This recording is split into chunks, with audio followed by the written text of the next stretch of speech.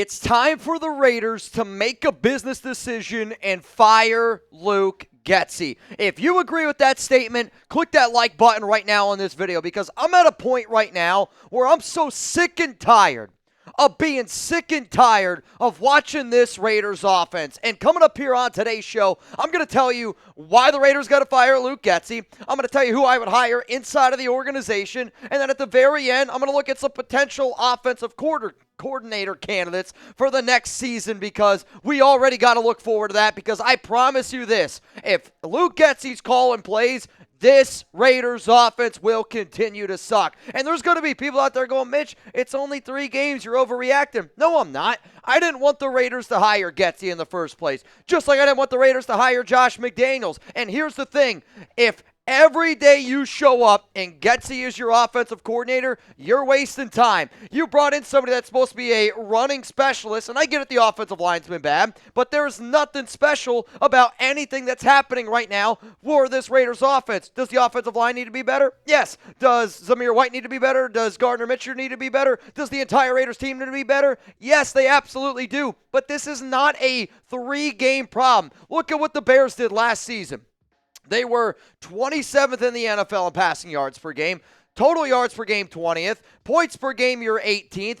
The fact that this guy got a job in 2024 calling plays, I think personally, and I've said this multiple times, the Luke Getsy hire was a panic hire. You wanted other people decided to go other places. Cliff Kingsbury decided to bail on you, and this is kind of like you got into a marriage with Cliff Kingsbury, and then he ends up getting a divorce. The first person that you see is Luke Getsy, and then you go get married to him. It was a bad hire from the Raiders from the jump. And then the Bears offense in 2022 was absolutely positively terrible. Sure, they were number 1 and number 2 in rushing yards per game, but that's because you had Justin Fields, a mobile quarterback. The Raiders don't have Justin Fields, which, speaking of Justin Fields, he's 3-0 right now on the Pittsburgh Steelers on a team that's got way less offensive talent than what the Raiders have right now. And Luke Getsy is just pissing away Devontae Adams, Jacoby Myers, Trey Tucker. We have a talented offense. And I get if you don't win in the trenches, it doesn't matter. But you know what also doesn't matter?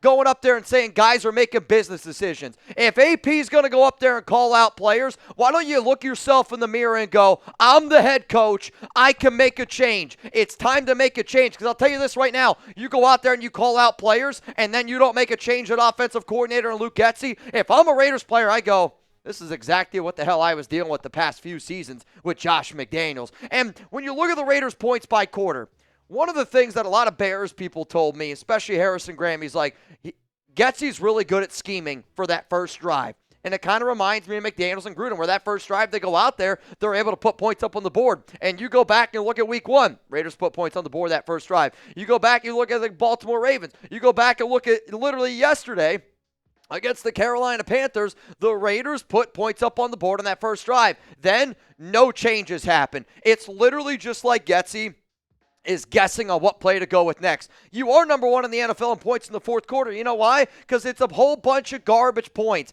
This Luke Getsy offense is garbage, and the Raiders need to fire him like yesterday. I don't care right now, and there's going to be people like, well, all right, Mitch, who the hell are you going to hire? Bottom line, anybody not named Josh McDaniels is a better hire than Luke Getsy. You put in anybody, and I mean anybody, calling plays, it's better than Getsy. The Raiders have no identity. And if you're an offense, if you're anything in general, I don't care if you're somebody who works at KFC, I don't care if you're somebody that works at Walmart, I don't care what you do. If you don't have an identity when you show up to work, then you're not going to be good at whatever you do. And the Raiders don't have an identity because Luke Getsy has no idea what the hell he's doing out there. He's literally running a high school offense. He's literally running an offense that you would see a young kid who's got no idea what the hell he's doing going out there. He looks like a drunk guy throwing darts. That's the Raiders offense right now. Let's go with that play. Whatever that landed on, let's do it. Like, when you watch this team, and there's situations where you're moving the football through the air, and then there's going to be drives where you run it 2, 3 times, and then you're asking Gardner Minshew to bail you out. I am already done with the Luke Getsy experiment. I mean, you want to talk about how bad this Raiders offense is? This one's according to Austin Gale. He works for PFF. The Raiders are averaging negative 0.51 EPA per rush attempt, which is tied for the worst for any team in weeks 1 to 3 this millennium. A Luke Getsy Raiders offense is arguably the worst offense running the football this millennium. And you brought this guy in to run the football, and yet he's running the football just to run the football. Like, you can't teach stupid, but if you did try to teach stupid, if that was a college course, you would put Luke Getsy and what he does running plays. That's how you would teach the course. Because anybody that watches Luke Getsy call plays, it's got to sit there and go, this guy's an idiot. And quite frankly, it's a slap in the face of Raider Nation that every day that you go out there and you tell people, oh, I'm going to try to just win, baby. Oh, we're going to try to go out there and commitment to excellence. No, you're not. The Raiders will not win football games with Luke Getsy calling plays. So I promise the nation this. I promised the nation last year, when the Raiders fired Josh McDaniels, I would go live. I'm not going to go live for 24 hours, but I promise you this. When the Raiders do fire Getsy, because it will happen, I guarantee it will happen, I will go live, I will party and celebrate, because this is another obstacle that we got to get over. The Raiders need to fire Luke Getsy. Coming up next here, I can't sit up here on this show and say, fire Luke Getsy this. I have found the problem. One of the problems, it's Luke Getsy. Now you got to come up with a solution. It's easy to find the problem, but how do you come up with a solution? Coming up here, I got some Raiders OC candidates, and let's face it, if the Raiders fire Getsy, they're going to replace him with somebody that's already on the staff. They're going to promote from within, very similar to what they have done in years past when they've had to move on from the head coach. So I have these people ranked from 4 down to 1, because quite frankly, there are only 4 people that you could possibly promote to call plays for the Las Vegas Raiders. The first name here is Scott Turner, who is currently the Raiders' pass game coordinator, and I tried to go find some guys that had some OC experience. I'll be real, I wouldn't be excited if Scott Turner was calling plays, but I would like it more than Luke Getsy. He was the Washington Commanders football team, Redskins offensive coordinator from 2020 to 2022. He started coaching in 2005, and he comes with some NFL, also some college football experience. If you don't know, his dad is famous OC North Turner. I mean, that's how I remember him from a lot of his days with some of the San Diego Chargers teams slinging the pill. That's what they were known for. But then you look at Scott Turner and what he did the 3 years that he was the Commander football team, Redskins offensive coordinator. And there's not a lot of numbers that are great here, but here's the one thing. They did get better and better and better. So you're seeing a little bit of progress, but then also the quarterback play that Turner was dealing with in Washington was abysmal. We're talking about Taylor Heineke. We're talking about like backup quarterbacks his entire tenure there. You know what I mean? Like nobody that he could ever actually hang his hat on. So now maybe you give him somebody else like a Minshew. Maybe it's Aiden O'Connell. I will admit, if you go with Scott Turner, I do think it fits Aiden O'Connell's skill set much better than it does Gardner Minshew's. We got 3 more names to get into, but here's the thing. Just because the Raiders offense stinks, that doesn't mean that you need to stink. And I want to give a shout out to our sponsor, Mando here, the full body deodorant, because I don't know about y'all, watching the Raiders makes me sweat from my head all the way down to my toes, and it's good to know that I got a full body deodorant with Mando. You can control body odor anywhere with Mando. New customers get $5 off a starter pack with our exclusive code. That equates to over 40% off your starter pack. Use code CHAT at shopmando.com. That's shopmando.com. I like using Mando because I sweat literally all the time, and because it's a full body deodorant, I can take it with me on the go. I can use it on my pits, my package, grundle, balls, gooch, belly button, butt crack, any place that you got.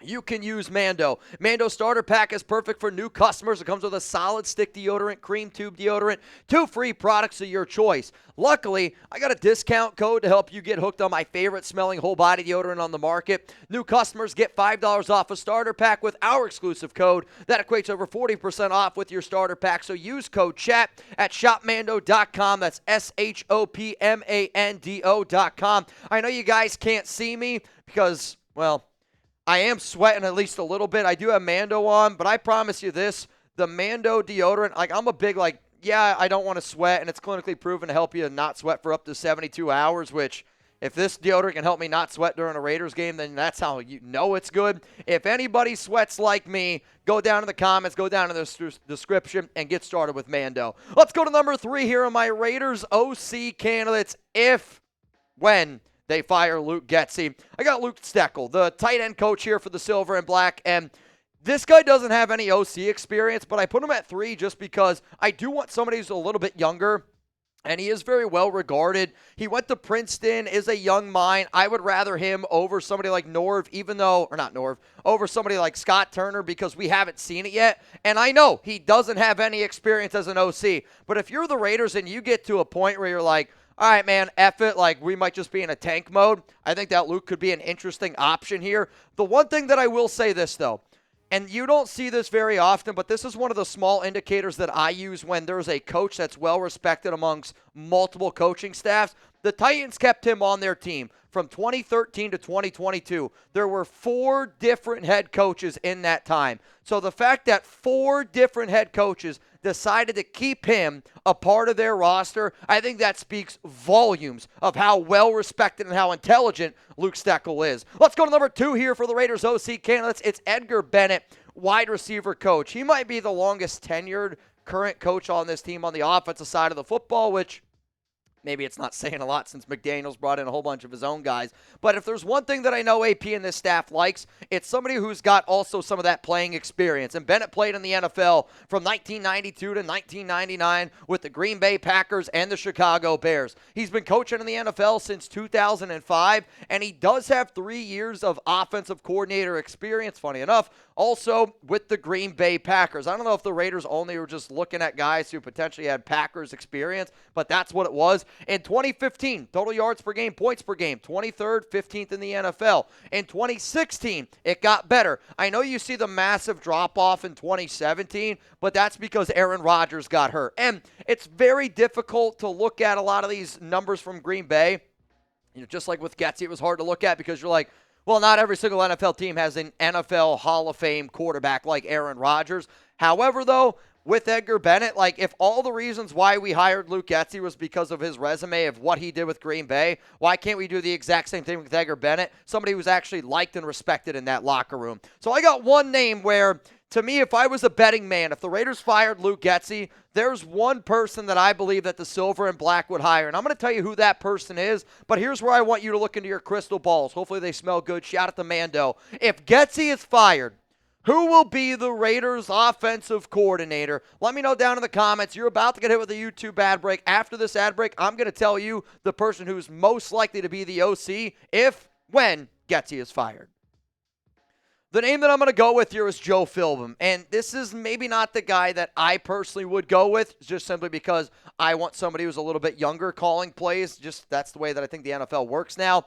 But this is more of a, who do I think Antonio Pierce and the people that are really important to AP trust? I think that they trust Joe Philbin. He's been coaching in the NFL/college since 1984. He's been a head coach. He's worked with, the offensive line. He's been an OC in the past, and maybe you need somebody who's got head coaching, offensive coordinator, and O-line experience to help out that offensive side, because the Raiders, they wanted somebody on offense to have all that stuff because AP is a defensive-minded coach. But because AP trusts him the most out of all those offensive coaches that I just mentioned, that's where I think that Philbin would get the nod of, okay, man, now it's your job. You go out there and you do it. It's also with his job that he has right now. It's the easiest where you promote him and everybody else just keeps their exact same role. Philbin, when he was the offensive coordinator for the Green Bay Packers, as you can see, had some very productive years in there. And I know the final year that we saw him was 2018. Again, that was 15th in the NFL. Points per game was 19th. Not the best year there from Aaron Rodgers and company.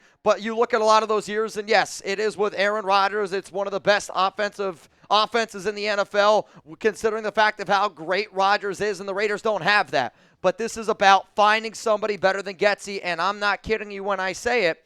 I think anybody could do a better job right now, not named Josh McDaniels, than Luke Getsy. Before I get into the final part of today's show, which is going to be around the Raiders OC candidates for 2025, because you're not going to keep whoever, once Getsy's fired, you're not going to keep somebody on this regime. You're going to look at going out and you're going to hire somebody new. If you don't know, Chugs and I were going to be live tomorrow, 4 p.m. Eastern time. We're also going to be live for Thursday Night Football, Cowboys, Giants. I'm going to be rooting for the G-Men in this one. And then week 4 live, we're going to go live at 3 p.m. Eastern time for Raiders up against the Cleveland Browns in a must-win football game. Luckily, this one's at home. You got to come away with a dub. That's a fact. So let's look at some OC candidates in 2025. Now, when I look at a lot of these names, nobody's gonna who's already an OC going to come over to the Raiders to be our OC. It's just not going to happen. So some of the names, and if you want to take a screenshot, you can. The only person that's on here that might confuse you a little bit, and this is maybe me taking a bold prediction,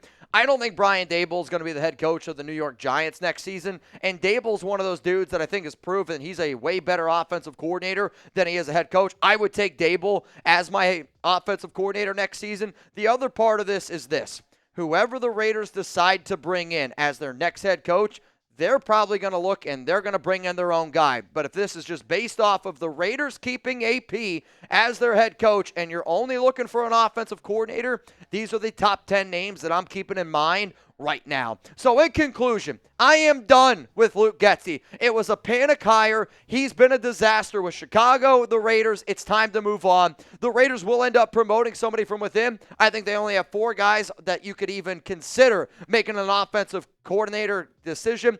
It's not going to be Rich Scangarillo. It's not going to be James Craig. That I can guarantee you. And if the Raiders care about winning, they will fire him. If the Raiders don't care about winning, they're going to keep Luke Getsy.